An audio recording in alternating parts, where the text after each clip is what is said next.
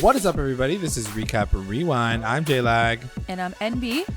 And this episode is recapping and reviewing Riverdale Season 3, Episode 18. And it's called Chapter 53, Jawbreaker. And don't forget, guys, stick around for the ending because we are going to go through our recap roundups, our best moments, our best lines, our MVPs from the episode. So be sure to stick around for that. And we got some of your guys' answers and questions as well, so stick around for that as well. And as always, to our continuing listeners and our brand new ones, thank you for joining us. Don't forget to like, comment, and subscribe to the channel. Let's get into the episode. Let's get into it. We're back after like an effing, like, I don't know, was it like 3 weeks? 2 weeks hiatus. Yeah. We're down to the final 5 episodes. I'm really excited to see what the fuck is going to happen with this season. How the fuck are they going to end this season? I'm emotionally, mentally, and physically ready for this to be done. This season to be done. And that's it. And yeah. and yeah. I mean, I would have to agree with you. I think this season has really thrown me for a loop in terms of what's going on.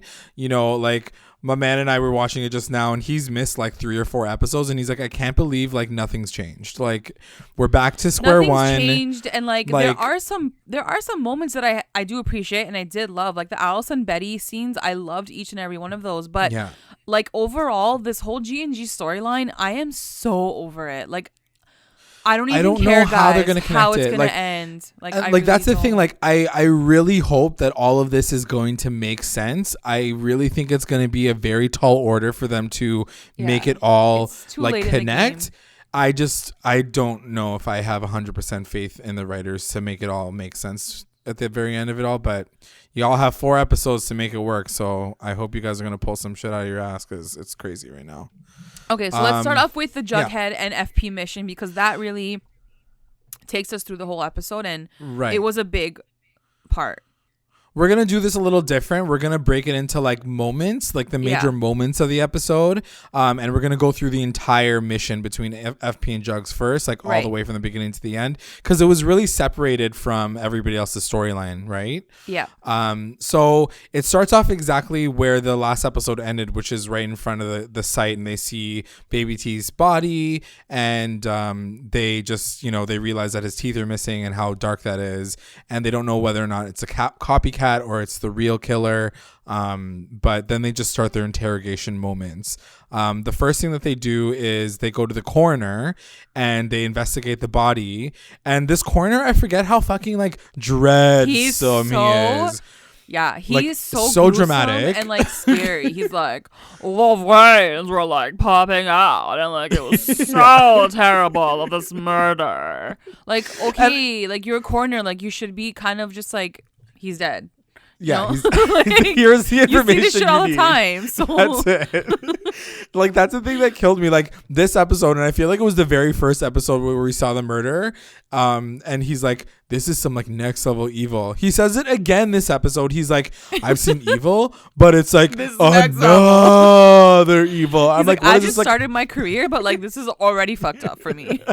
He's like, this is some mega evil. So when they find the body, first they find out that the guy, like his teeth were pulled out before he died. So it was like he bled to death. He didn't really like die from the poisoning of the G&G cups. So that's why he was like, it's some next level shit. And also somebody stuffed like a match box, like a pack of matches down his throat. And it was from the Maple, which is the brothel that Penelope runs. Yeah. And so I really quickly, just as a quick side, like filmography history note, I looked up the title for Jawbreaker, and I'm an idiot because I should have known this better. But Jawbreaker is a film from the 90s with Rose McGowan, and it's kind of like the Heathers. Yes. Yeah. Yes. So, and in it, in the first like 2 minutes of the episode, 2 minutes of the movie, they kill one of the girls, like one of the popular girls, like they prank her and she chokes on a Jawbreaker, like it goes down her throat and she dies. So I guess that's like the same connection with like having the matches down his throat. Like I don't know, but That was the only connection that I could find in this entire episode because I was like, Jawbreaker, why? I'm like, we already did the Heathers. Anyway, so they go to the brothel and then they talk to Penelope, and Penelope doesn't really give a lot of good information outside of the fact that there was this one John that came in and he was like tweaking off of Fizzle Rocks, right? Yeah, and like right when she says it, like you hear this like really crazy like crash and bang. And they like run to the room and it's like a next guy and he looks like a motherfucking zombie. Like I literally thought I switched the channel and I was watching like Walking Dead. I was like, what the fuck's going on? Like he was like frothing at the mouth and like his eyes looked his face was like swollen. Like it was really freaky and it really caught me off guard because I just wasn't expecting it to get that like scary. It got like zombified. It was such a random thing to happen. And obviously, like, he's on some crazy drugs. He's on some Fizzle Rocks. That's like, it has fentanyl in it or some shit. Like, I don't know. Some fucked up shit. Yeah. Yeah, so they get his information, but he goes to jail. They send him to jail. They're like, if there's any more information, just let us know. But did you notice that Penelope kept like making like these weird smirky faces the entire time? Did you notice that? I don't know, JLAG. I don't know what's going on anymore.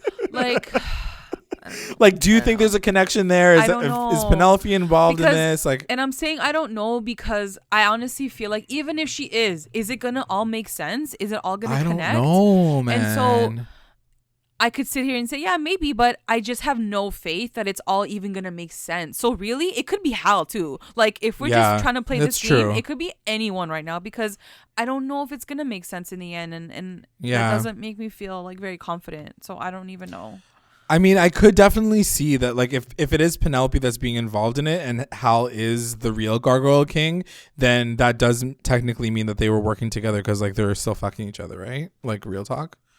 But, like do you really think Hal is a Gargoyle King right now? Like, are we serious about this? I don't fucking This is know. insane. He's already been the villain of one season. No, he can't be. He can't be. Anyway, we'll see. We'll see how it all ends up. But so during their whole mission, finally they catch Kurtz because that was their whole mission the entire time, is finding Kurtz and catching him. They catch him while he's trying to do a deal, and he ends up in jail.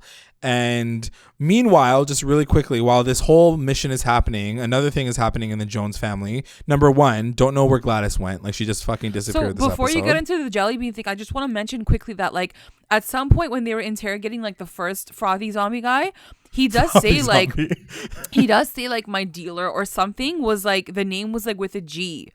And right away, FP was like, oh, yeah, like, the Gargoyle King, like, for sure. And I'm like, no, bitch, it's effing Gladys. Yeah. But why doesn't your son just tell you what is happening right now? Like, that's the thing that kills me. Is trying to figure this shit out, and the son knows the answer, and he's not saying anything. Like, exactly, it's ridiculous. And the entire time, FP's like, I need your help.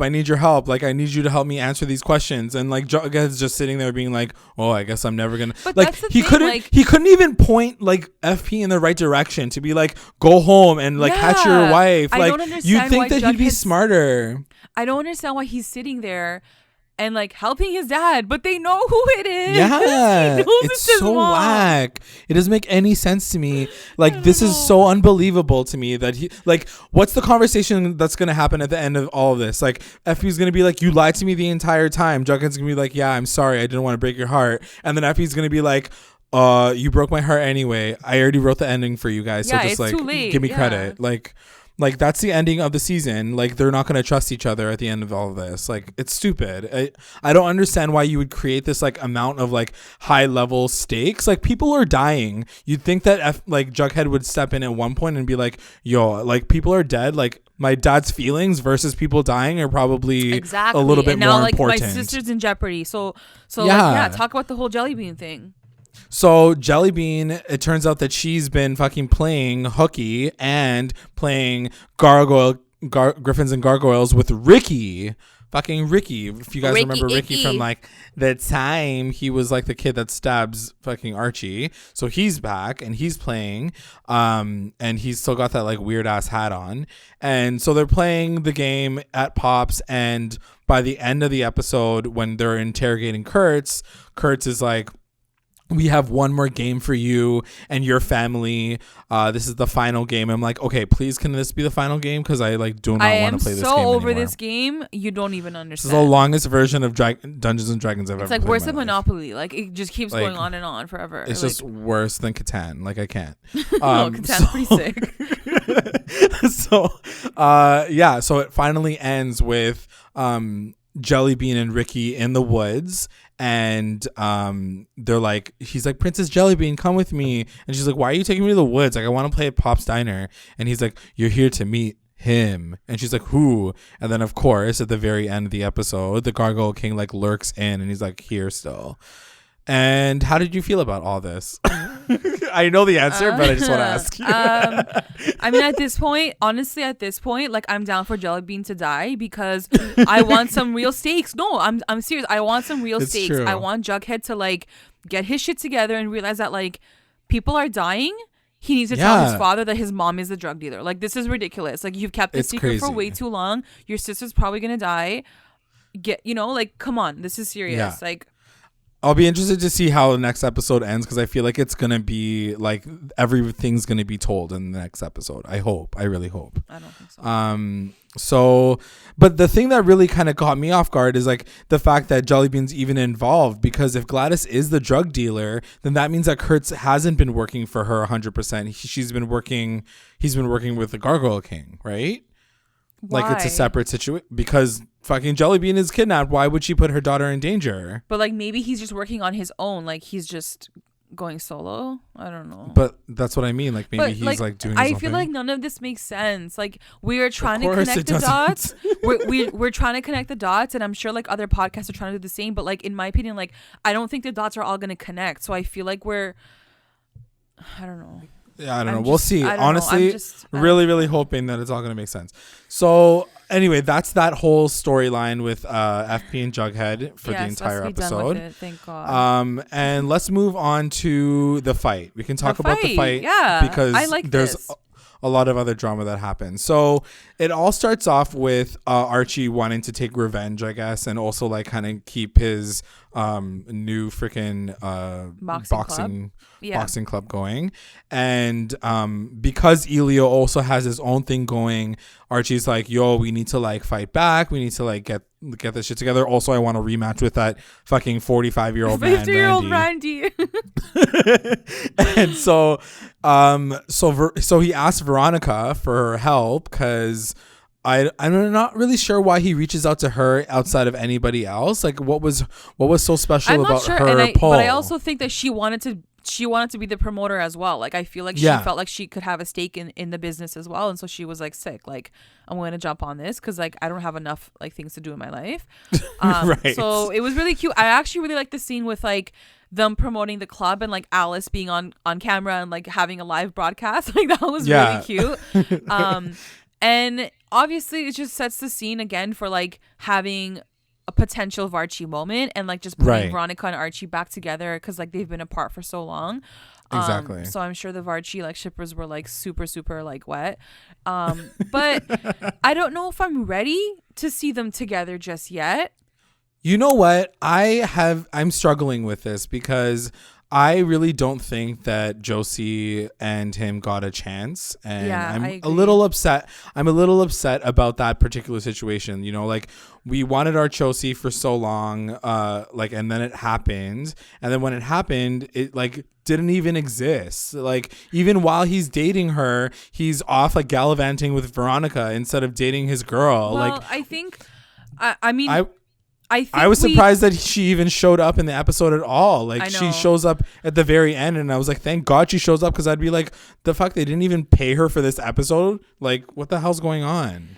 I love Archie and Josie. It was so unexpected. It came out of left field, but I loved it so much. And I know she's leaving, so like, or she's probably gonna get less maybe airtime because of the next show, but I want them to be together for real, like actually like have scenes together. I don't think I'm ready for like Veronica and Archie to get back together. Just seeing them together on screen this episode, it seemed like such a business transaction. Like, it felt like such a like there was no almost chemistry there anymore. It was just like, we're doing this deal, like I'm gonna like, you know, promote this club for you, and like whatever, like we'll make money, or we'll do this fight together, and that was it. But I mean, it's gonna lead to them obviously like hooking up. Of course, I do think that like we're a little biased because we liked Archosi a lot and we wanted to see them actually like succeed in this all. But at the same time, yeah, I don't see a lot of chemistry between Veronica and Archie. Like there's that moment that they have right before, like when she gives him the new outfit, like the new boxing outfit, the new shorts and stuff, and they almost kiss. Like they're at the house and they're almost about to like kiss each other, and they don't. She's like, okay, bye, thank you. Yeah. And even Fred is like, yo, you're like flying a little too close to the sun. Like that's literally what he says. And Archie's like, he's like, I don't really care. I'm like, you have a girlfriend. Like, can you just take it down a few notches, you horn dog? But even in that, like you said, in that moment, I didn't really see the chemistry. I was just like, okay, it's these two actors like getting together. I'm like, no shade against Varchie, but like, I don't see the chemistry. I'm not lying. Yeah, so that happens, and then the actual fight is like the big apex of that kind of storyline. So Archie finally like weighs in. He eats like one burger, and he's finally like in the right weight class. I love that scene. It was so cute. It was cute to see them kind of like, she's like, you gotta like get fit, whatever. But that's what I mean. In those moments, do you not think that at least Josie would be in the same vicinity to be like, yeah boy, like come through, like, I mean, at least she showed up, like you said, like at least she actually showed up, because if they didn't pay her for that, I would have been like, what the F, like where is she? I'd been really cheesed. It's like, like take what you she's can literally get, like recording the pilot already for fucking Katie Keene. So so the fight happens. He weighs in. They're fighting, and right before they fight, Elio gives Randy like this juice, and now the drug is not Fizzle Rocks. It's like G. It's like the pure. It's like ecstasy versus like MDMA. It's like the pure shit. And this is the stuff that make people like fucking convulse and go crazy and turn to zombies. So obviously I was like, oh, he's gonna go insane. He's gonna like start raging out and like foam at the mouth, which is exactly what happened. I was like, so he's fighting him, he's kicking his ass, he's like beating the shit out of him. Some of these scenes are so fucking brutal. I'm like, is no one worried that Archie's gonna get like concussed and like be in a fucking like be paralyzed for the rest of his life potentially? Like he's a 17-year-old boy. Like why is Fred letting this happen? I know. It's such a dangerous sport. Like, I don't know if I agree with the timing of this storyline of like Archie becoming a boxer like when he's still in high school. Yeah, I think a lot of this season 3 storyline could have been pushed like later on in the series when like they're done high school, they don't know what they're doing with their lives just yet, and like he decides to become a boxer. Like that would have made more sense. And you're right. Like he owns a gym. It is a dangerous sport, and he owns a gym. Like I don't know. It's like just, I don't own a fucking business. Like I'm like twice his age. Yeah. Like, anyways, yeah, the fight was really good, but like halfway through, like the guy's like friggin' like he's becoming a zombie basically. Yeah. And like no one else is noticing. Like that's another thing. Like this show, it just goes off the like rocker, and it's like he's like this guy's on drugs. Clearly, the ref's like nowhere to be found. Like the ref's like, I don't know. Yeah, I don't know what. Like Tom calls him out like one time. He's like, "Ref, something's wrong with him." And then like Elio's like, "If you don't knock him out, like this game is over." And then so Tom's answer is like, "Oh, bro, sorry, you gotta knock him out." True, I'm you like, gotta play still. Like, where's no, the ref? you gotta disqualify this fucking psychopath who's on drugs right now. Saliva coming out of the guy's mouth, like what's happening right now? So anyway, so he's like, okay, I gotta knock him out. He like gets himself together. He's getting his ass kicked, but then he like comes back and he like knocks him out, like KO, but he like KOs him too far and he like dies basically. Yeah, so like I was honestly really shocked. I thought like Archie was definitely gonna lose this one just because the guy's like on freaking like fentanyl, but but Archie like he knocks him out, and then everyone's like yes, and then he looks down, he's like shit, like Randy, 6-year-old Randy's like dead, and he was like, guys, call an ambulance, like the guy's not waking up. So I don't know, like do you think Archie's gonna have to deal with like the post-traumatic stress of like TKOing someone in a ring? I don't know, like maybe that is him being like, okay, I can't box anymore. Like I need to go back killed to school. somebody. Yeah, seriously. So that's the storyline, but really quickly, that's the fight. Yeah. Do you want to talk about like our Josie and like what's gonna happen with that? Because mean, there is a moment where Josie's standing beside Veronica and she finds out that Veronica bought him that new outfit. Yeah, she got cheese. She's like, oh, okay, cool. I see how it is. She's like, is that a new outfit? Yeah. And Veronica's like, yeah. She's like, Pops is like like sponsoring him now. I was like, she's wow, like, oh, yeah, tight. definitely. And you know what? I am totally down to see like Josie and Veronica have something, like have a fight together. I mean, like I'm just missing this drama, guys. Yeah, I'm missing this drama, and like for good reason. Basic high school drama. I mean, like this is the first time that we've seen them in the same fucking vicinity with each other, talking about the relationship that they have with like the ex-boyfriend and the new girlfriend. Like, come on. Like Taken, when Veronica found out, she didn't even feel, and she didn't even say anything barely. She just kind of like gave side eye and she was like, wait, what? Yeah. Like Archie and Josie. And that was it. And then she like sang a song because it was the Heathers episode, which was like 4 episodes ago. I don't know. Anyway, I'd like to see that happen before at least Josie like dips. I don't want her to be like, I'm leaving, and like that relationship was like shit. And like here's the thing, like right now, like Archie and Josie are pretty good. Yeah. Like, they haven't even had a fight yet. They've like been on like, you know what I mean? Like she's been supporting him, he's been supporting her. Right. So far, like everything's been going great. So like I wonder like how they're gonna break them up, or like is Archie just gonna like cheat on her? It'll just be really stupid if it becomes another like Val and Archie moment. You know, like how Val and Archie broke up, like it was like, you're a waste man, get out of here. Like it seems like it's gonna be the same thing with Josie. Josie's gonna be like, you're a waste man, get out of here. Yeah, you no, know? for sure. But I feel like him and Josie had more than him and Val. I mean, of course, but that's what I'm saying. Like it's dwindling down to this like shitty relationship because like they don't know how to write it properly. No shade, but shade. There's no time. They're not giving enough time. They're not giving enough time. It's true. To these like really normal storylines that I'm clearly thirsty for. And I feel like a lot of people are thirsty for. Yeah. Like, I don't know. You guys have spent a shit ton of the season talking about this insane storyline with the G&G King. Yeah. And like all we wanted was some focus on our Josie, some focus on like Veronica, and like whatever. Like I don't know. It's hard. We'll see how it all ends off because we know that she's going to be leaving at the end of the season. So, okay, that's that part of the episode. The next thing I want to talk about is Alice and Betty because they have a pretty important storyline. Yeah, it was a big one. Yeah. So, first it starts off with Betty basically saying that her mom's cray cray and she doesn't know what to do. She talks to the core 4 and she says that her mom's like seeing her dead son and like it's insane, obviously. Like, what do we do? And Jughead gives her the idea that maybe you should like show her proof, like show them proof that they're not seeing, those people are actually dead, and like maybe they'll snap out of it because they say the same thing for Cheryl. Like Cheryl needs to understand that like she's not seeing Jason. So for her mom, she decides to take her away to the cemetery. She's like, Mom, I need something to show you. Like her mom's like doing yoga in her room and she like takes her to the cemetery. So she takes her to the cemetery and it's really interesting. And now I understand why they didn't do it, because if you guys remember, in the summer between seasons, they showed all the bonus clips of the things that didn't make this season. And one of the parts that we talked about, we even threw it into our Instagram IGTV, is the scene where they drive to the cemetery and they find like an unmarked grave of Charles.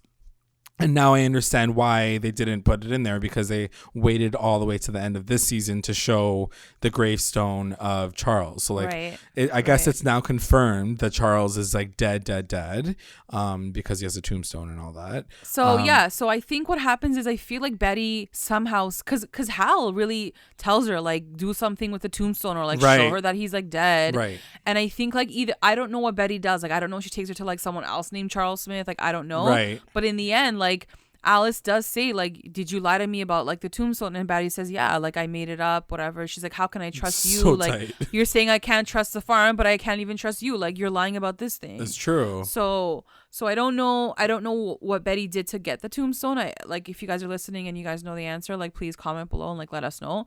But yeah, I mean, look, the Betty and Alice dynamic this episode was really, really heartbreaking. Yeah. And so there was something still really beautiful about it. Yeah. And I think in the end, because I was like, the whole episode, I'm like, Alice is crazy. Right. Like, what's wrong with you?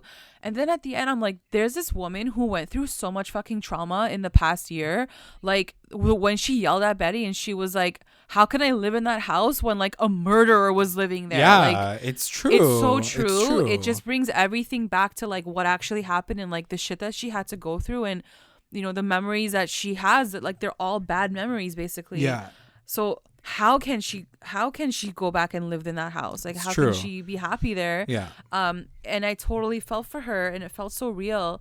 But like, and I think Betty feels that too, right? Just she gives her up in the end. But just to play like devil's advocate a little bit, you know, the whole thing with Edgar, and when she talks to Edgar and she yells at her, she's like, what kind of lies are you telling my mom? I listened to the tapes and it sounds like you're like manipulating her and making her think that she's like she has to be scared of me.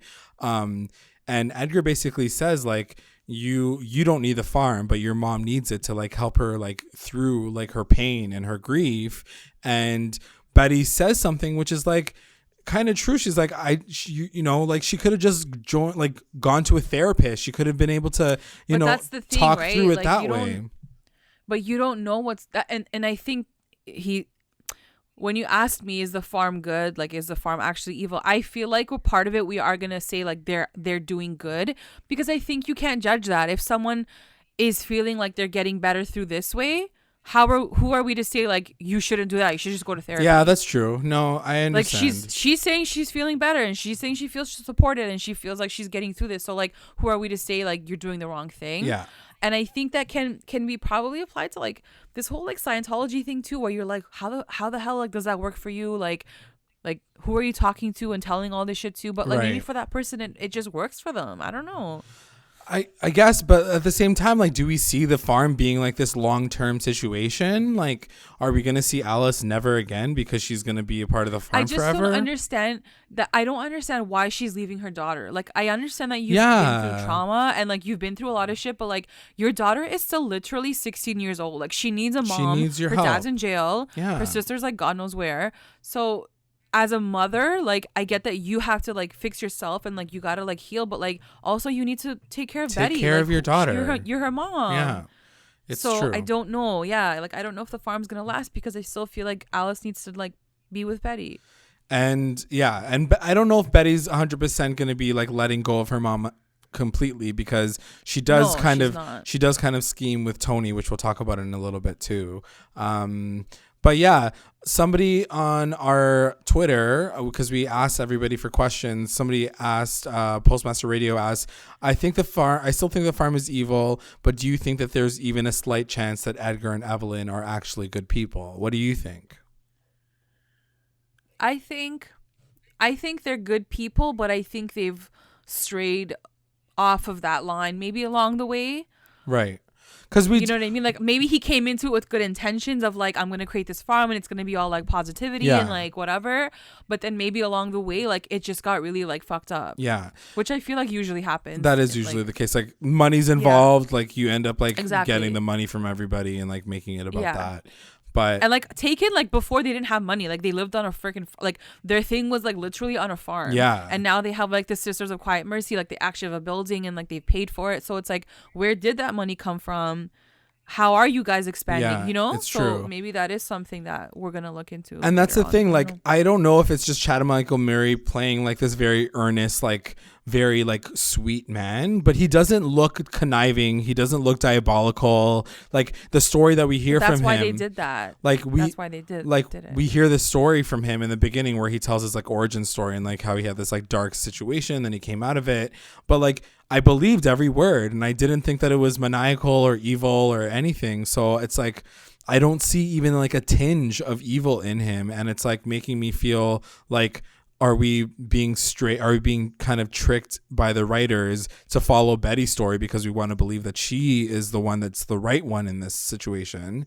But I think a lot of these storylines, especially like the G&G storyline, you're right, they could be tricking us, but I get to a point where like it's been so long that I just want to see it come to a conclusion at this point. Like I don't even care if they're good or bad at this point. Yeah. It's just like, what are you going to do with the story? Too long. Yeah. It just takes too long to get there. You know? Yeah. And then I'm there and I'm like, okay, I just want to know now. Like I don't really care anymore like what they are. Yeah, it's true. One of the big moments of this kind of story arc that I want to talk about is Betty fucking losing her shit on Evelyn. While she is, like, I think at one point while she's in the bunker, because Betty obviously like kidnaps her and keeps her down there. I think Evelyn goes over to Betty and she was like, I haven't seen your mom. She wasn't there for like bed check. Like, where's your mom been? And Betty's like, stay the fuck away from my mom. Like, you don't even have to worry about her. And then Evelyn's like, I have your tapes, by the way. Like, there's like a million different copies. Betty starts to walk away. She's like, whatever, bye, bitch. She starts to walk away. And Evelyn's like, by the way, we have more than one of those tapes. And like, there's other ones too. And I'm like, you're going to get fucking knocked in the face right now. And like, Betty goes up to her and like, fucking like body slams her basically against the lockers. It was like, and like the people behind Betty were like, oh shit. Yeah. Like, and she like literally threatens her life. She's like, stay the fuck away from me. Stay the fuck away from my friends. Get away from my mom. She's like, do you know me? She's like, everyone knows me here and how fucked up I could get. So don't test me. She's like, I will kill you. And did you see? Wow. You want to go talk to Ethel? You want to go talk to Ethel about the hot tub? Yeah, you do that. Because she'll tell you how fucking crazy I am. I'm a maple syrup your ass bitch. Like, she got pissed. Like, yeah, she got angry. I loved it. And at the same time, I was like, damn, Evelyn, you better watch out. Like, don't fucking bother her ever again. Dude, her eye, she was so scared. She was like, oh. Her eyes like almost popped out of her head. She was like, uh-oh. Yeah. She got so scared. Yeah. She's like, I think I went too far. Yeah, that was a crazy moment for sure. But yeah, this whole storyline ends off with, Betty like bird boxing Alice and sending her off on her way. Like, she like blindfolds her and like back to Evelyn. Sends her back to Evelyn. Yeah. So that's it. We'll see what happens with that storyline. But Alice is back at the farm, like, randomly. All right. So the next thing that I want to talk about is Betty and Hal. Let's talk about that shit for a second.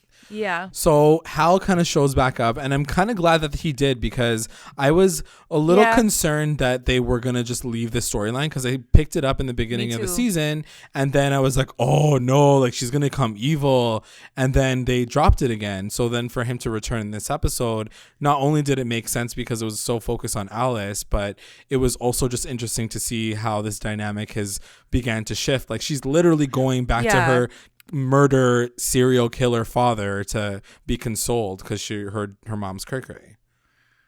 Yeah, and I feel like it definitely worked. I feel like you definitely needed Hal to be in this episode. Yeah, for sure. And I think too, like, Alice, she wants a divorce, right? Like, she's serving him the papers, right? And like, that's a big thing. Like, Betty needs him to like sign the effing papers. But yeah, I think what you were mentioning with Hal, like in the beginning, you were like, oh, this might be like a Hannibal kind of like theme to their story. And then they totally dropped it. And I was like, okay, so I guess that's not happening. Exactly. / like, I would have been down for that storyline. 100%. But he comes in and out.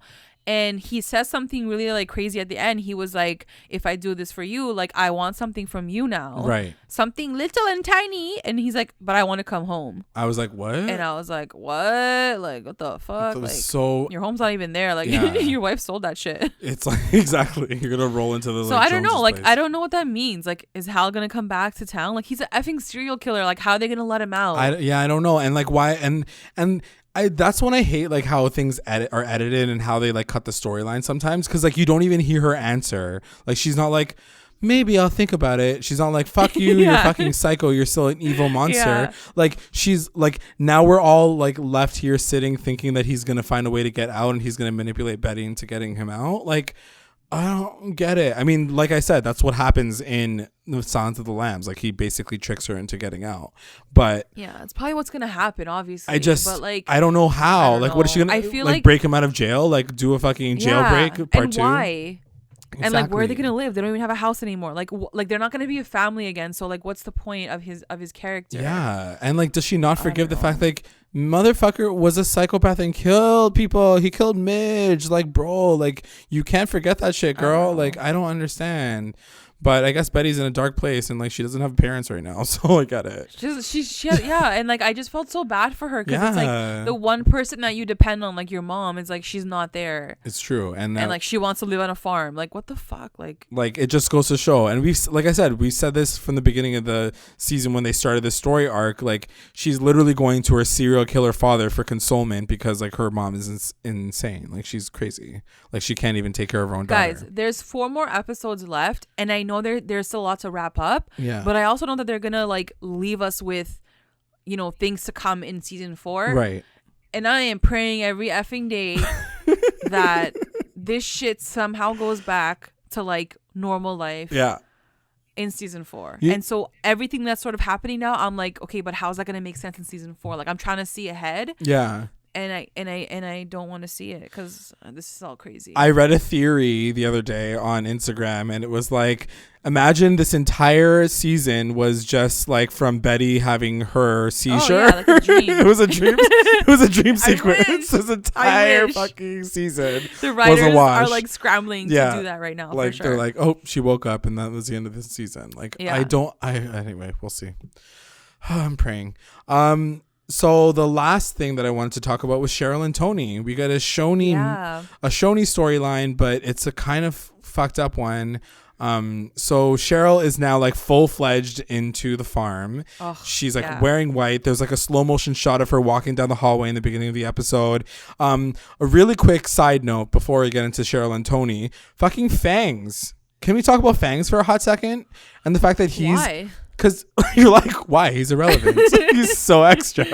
But like, yeah, that's the thing. Like, he literally didn't have any moments. Like, no one is batting an eye. Like, fucking Jughead doesn't even mention him. Like, he doesn't say that he's completely detracted from the serpents, that he's joined the fucking farm. He doesn't even say, like, to Betty, like, oh, by the way, like, Fangs joined the farm too. Isn't that crazy? Like, it's just one. Nothing. It's one fucking sentence in a script. And you think that they would at least put that in so we can be like, true, like he's acknowledging that he's like not there. Storylines. Like, why put him in the scene if you're not going to make that connection? It just doesn't make any sense to me.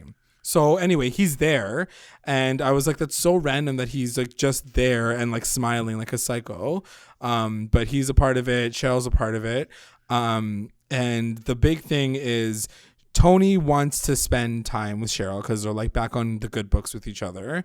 But Cheryl has a lot of these like church and like meetings and like whatever, and it kind of all it kind of all starts with like Tony's in the bathroom and like Evelyn's like freaking lurking there like a freak, and then she's like you know, like your girlfriend, she's like, we like satisfy her like urges for like other things, and Tony's like, what the fuck are you talking about? Like, calm the fuck down. Like I do things for her too. Like it was just such a weird conversation. It was such a weird conversation.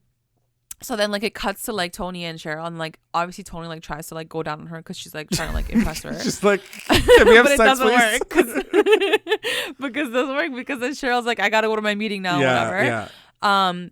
And then in the end, it all kind of comes together with like Betty and Tony. Right. And we find out that like, cause Tony says like, okay, Cheryl, like I'll like join so that we can spend more time together. Cause she does, and she like, cause I think Evelyn makes her choose. She like goes into the locker room and she's like, I basically either have to like break up with you or I have to like stop seeing my dead brother. Like, first of all, why is that an option? Like, poor Tony, the entire time, Tony has to, like, play along with Cheryl's psych craziness. And she's like, right, your dead brother, cool. Like, she even shows the video of her brother dying. Like, the fact that, like, Tony didn't dip, like, it's like, that's real That's love. real. Like, that's like real that's insane dedication. To me. Yeah, she was like, okay, crazy girlfriend. Like, it's fine. Like, what can I do to help you through this? Cray-cray. And so she decides to join the farm, and then there's another slow motion shot of her in like basically like a P. Diddy white jogging suit, and but then and at the same time I was like, oh, are you fucking serious? Like, this is gonna be the storyline? Like, Tony's not that stupid, and thankfully they didn't. She's not. So she's working with Betty to like kind of be a snake on the inside. She's like, but like, didn't they already have an inside man? Like Cheryl was the inside Cheryl woman. was the inside woman, but then it didn't work. So she got the tapes and shit, and then what happened? Like, how many inside people are you gonna have? And like, what are you gonna do now? Just like keep an eye on them? Like, I don't get it. Like, what's gonna happen now? Exactly. But I guess like still, Tony still doesn't believe in the farm, so she is sketched out by the farm, and she's just gonna find a way to like get her girl back. Like I said, and like we've been saying, I just feel like it's going in circles. Like it's not going anywhere. You're like, I have no faith. We'll see how it all ends. But yeah, I'm not really sure how this season's gonna end. Really, like these storylines are still pretty open and things are still developing. Like, and it's sad because the cast is so big and it's hard to focus in on them. I get that, but you don't have to make all of them go through all this crazy shit. Like, you don't have to do that. Just let them stay in high school. I really want to hear you guys, and I want to see your comments in the comments below, and really like let us know what you guys want to see for the finale. Like, how do you guys envision this season 3 ending? Yes, please. Because I can't picture anything. Like, I don't know what I want to see. Right. So I really want to read your comments and like kind of like form my own opinion from that. Same. All right, guys, let's get into our recap roundups. Best moment. What was your best moment? My best moment, I think, really has to go to the Alice and Betty scenes.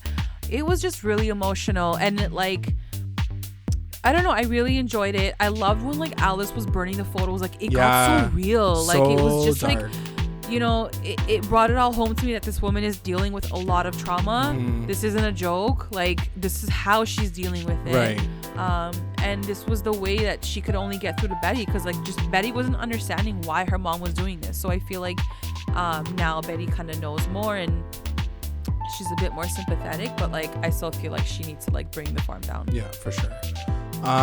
My best moment's gonna go to Betty slamming at Evelyn into the locker, because I was like, yes, bitch, work. I was so, first of all, like, it was such a good scene to see like Betty so fired up because she's so fed up with everything, and yeah, I loved it. I love Lily Reinhardt too, so she's the best. WTF moment. What's your WTF moment? My WTF moment, I think, is gonna go to Randy foaming at the mouth and like the ref like nowhere to be. I was like, this shit's crazy. Like, this shit's so unbelievable. This would never happen. Yeah. It's just another thing of like just an overlooking situation, but I don't know.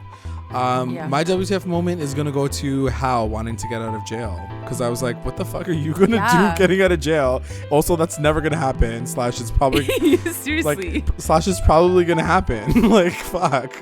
Like, I'm kind of cheesed about it. I'm like, how are you gonna get out of jail? You know what we should do? What? We should write down like the dumbest, most craziest like storyline that would actually never make sense, and that's probably what's gonna happen. Yeah. Because it's Riverdale. It's Riverdale. MVP is gonna go to Betty. Yeah, you know? For sure. There's something about Betty that like it's her journey is always interesting, and I feel like they always compare it with Jughead, and you do see Jughead have his own mission, but I feel like Jughead is always annoying, and he does weird things, like not telling his dad that his mom is the effing drug dealer for like 6 weeks. Like, exactly. Just tell your dad, like the truth. So I feel like Betty, Betty does what she does, but she does it right most of the time. Yeah. So she tries to like make progression in the story, basically. Yes. My MVP is gonna go to Betty also, but also Tony, because I feel like she's out here like loving up on her girl. Like, she is dedicated to this relationship, and she'll do anything. She'll even join a fucking cult for her girlfriend. Like, that's pretty deep shit. And she called Evelyn a bitch, and I was like, yes. That too. I love that. LVP. Who's your LVP? I think my LVP, honestly, like, I didn't know who to choose, because there's quite a bit of LVPs. You're like overwhelmed. I'm like overwhelmed with all the LVPs. I'll say Jughead and maybe FP too. I'm not buying their investigative skills. Like, they're not solving anything. No. I don't know. And also, like, to your point, like, Jughead is being an idiot, not telling his dad. Like, what are you fucking doing? Yeah. You're going on this wild goose chase. His sister's life is at jeopardy now. Yeah. It's just, okay, fine, whatever. My LVP is gonna go to Fangs, only because he literally was in the scene and he didn't even have one line, no acknowledgement whatsoever. It's just sad. The best line. What was your best line? My best line is gonna go to Betty when she's throwing Evelyn up against the lockers, and she's like, "I will kill you." Yeah, she got really intense. Damn. The last time she said that was with Cheryl in season 1, if you don't remember. When she went gray. My best line is Cheryl, I will kill you. Yeah. You're like remembering it now. My best line is gonna go to Veronica, and I'm only saying this kind of more to please the VARCHIE shippers, but it was when she gives him the outfit and she says to him, "No matter what happens, I'm always in your corner." And honestly, if Josie wasn't in the picture and he wasn't dating anybody, I would totally be like lit for this moment. Yeah. I would be it's true. I'd be like, get it together, guys. Like, I'm so happy for you guys. You guys are still like maintaining a really great relationship with each other. But because Josie's in it, I'm also like, yeah, that's true. Don't hurt my girl. That is it, y'all. We have a few roundups from Twitter. We have Postmaster Radio saying his best moment was Tony's undercover farmy scene. His WTF moment was Betty chloroforming her mom. His MVP was Tony playing the best double agent ever. And his LVP is the Gargoyle King. The best line that he has is when Archie says, "I feel like Jughead," and when Tony says, tells Evelyn, "Bitch, I love her." And yeah, that's it. Yeah. I'm going to take this moment to thank our patrons of the episode. Thank you so much to our Lit Rewinders, Kate, Tina Ann, Sarge, and Serena, and our Moppy Rewinders, Tamala and Taya. Thanks, guys. And if you would like to join our Patreon family, check us out at patreon.com/recap_rewind. If you join, you'll get access to all things Recap Rewind, exclusive content, and updates. And also make sure you guys are checking us out on all of our socials, our Instagram, our Twitter, YouTube, Google Podcasts, Spotify, iTunes, and Facebook. Make sure you guys are staying connected to join the conversation. Like, subscribe, follow, review, and comment to stay engaged with Recap Rewind. Thanks for listening. Bye. Bye.